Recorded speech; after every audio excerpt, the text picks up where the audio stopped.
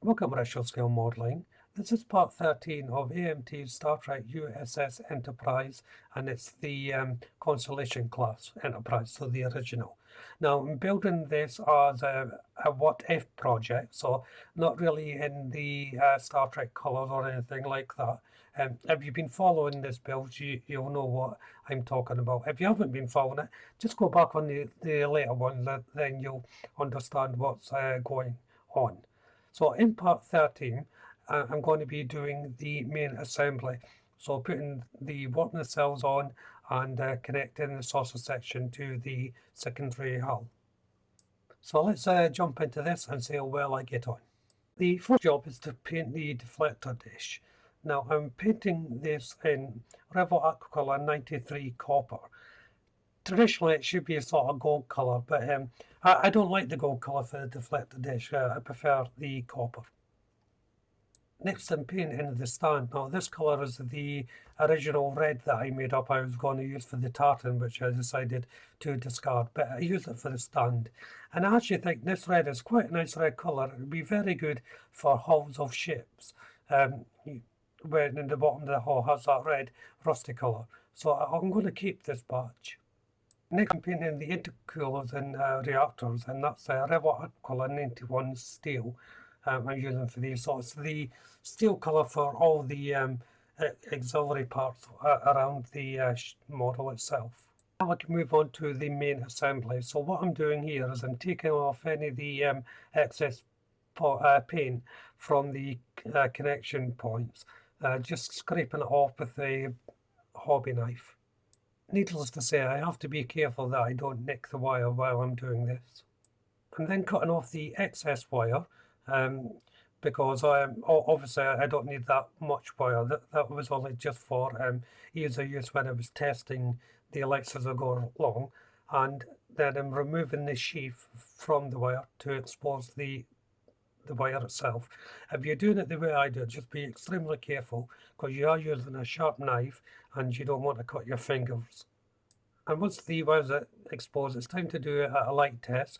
Every time I do something different with the wiring, I always check the lights. That way it's easy to backtrack if anything goes wrong. And for the saucer section, it's the same as the lower hull, removing the excess paint on the contact points. And then removing any excess wire. This time, because I've got two feeds coming down, so I've got two negatives and two positives, I'm just combining the two wires together before I prep for joining. And I simply do that just by twisting them initially. And then just put a piece of kitchen towel over it to protect the surface before I prepare for the soldering. And this is quite important because also if you get any drop-offs from your solder, you don't want it to land onto the model. The paper towel could burn, of course, but it's enough delayed reaction to get any hot solder off. So you can use a solder mat as well, of course, but because of the shape of it, it's easy just to poke the wires through on a piece of towel. So as you can see there, I'm joining up the wires, and again, I'm just twisting them onto each other, making sure I've got a good contact with each piece. Then I can apply a very small bit of solder over the joint. Once I know the joint's secure, I'll just snip off any excess wire. Then I'm wrapping around some insulating tape or electrical wire around the exposed areas. This can be a little bit tricky. There's not a lot of room. You can put a sheath on before you're soldering, but because it's such a small area, there's a good chance that the sheath will shrink down before you get a chance to move it up. Hence why I'm just using the electrical wire, tape. And once the wire's on, it's time to apply the cement. And this is where I'll find out whether my pre-planning is coming to fruition with the little notch I made in the location points to allow the wire to move freely. This bit's quite crucial because if I've got the electrical tape too thick or the wire's not going to move, I'm not going to be able to join these up, and it'll be extremely difficult to rectify that. It was a bit tight, but I did manage to do it. I actually had to take a part of the electrical tape off and reset it because it was just a little bit too thick. I put too much on. But once that was sorted, I was then able just to prise the wire into the opening that I made with my tweezers before joining up. It's also a good idea to connect the power to it. Just be very careful if you're doing this.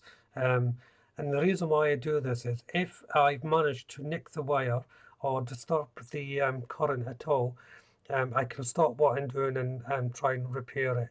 The worst thing you want is to get it all attached and set, then realize something's gone wrong and it won't light up. If you do choose to assemble a model this way, just be very careful how you approach it. And because it's an awkward shape, I'm just going to be holding this for a little while once I get it in place. Then it's over to the nacelles. I'm putting on the intercoolers first of all here. Obviously dry fit before you do this, but mine's connected quite easily on the pre-drilled holes, and it just pushes in. Next to go on is the control reactors. Now I was worried whether these would fit properly or not because I've got the added on clear acrylic strip for the nacelle. Obviously that part wasn't intended originally for this kit, so I just hoped that the location pins were going to fit in properly, and thankfully they did. Next is to make up the stand. I was in two minds whether to use the stand or not. I'm not sure how I'm going to be displaying this, so I haven't built an actual base for the build yet, so I'm just going to use this as a temporary measure. The stand is quite flimsy, it's not really fit for purpose, but I'll do as a temporary measure. The nacelles are getting connected the same way as the hull and saucer section. There's a little bit less room here to work with, but it is essentially the same. So here I'm just connecting the wires after cutting any excess off and so on. And then of course it's time to light test. But before you add power to it, just make sure no wires are touching or getting crossed, and to stop it from working. You may panic and think, oh, my lights are not working. Once everything is connected, it's a simple case of pushing in the nacelle. These actually went in quite easily in the end. There wasn't a lot of room, as I said, to fit everything. So yeah, you have to be quite economical with the process. So once I was happy with everything, it was just a case of pushing each nacelle into its seat. I had a little bit of wire exposed, so I'm just pushing that in. It was a little bit of tape actually, not the wire came out, I should say, sorry. So it was easy enough just to push it into the joint. And like with the saucer section, I'm just going to hold this for a few minutes until it sets. But it was fairly tight into it anyway, so it didn't really matter that much. But it's always wise to err on the side of caution. For the main power feed of the wires, I'm putting on a bit of sheath, shrink sheath to hold the wires. As I said, I'm not sure what sort of base and stand I'm putting onto this, so this will be strong enough to hold the wires for now until I decide what base I'm going to be putting this on. So once the sheath's on, I'm just shrinking it down with my solder iron to so it goes right into the wire and stabilizes any movement.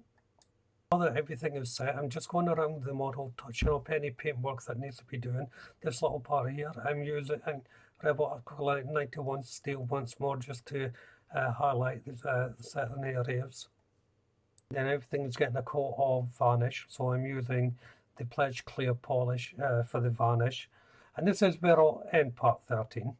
So if you haven't done so already, why don't you go and check out the channel for my other builds. There might be something there for you may enjoy. If you haven't, also subscribe to the channel, and if you do, please hit the notification bell. That way you'll be kept up to date, not only with this build, but my builds in the future as well, of course. Hit the like button, don't be afraid to leave a comment, and of course you can share the video. But for now, thank you all very much for watching. Bye bye.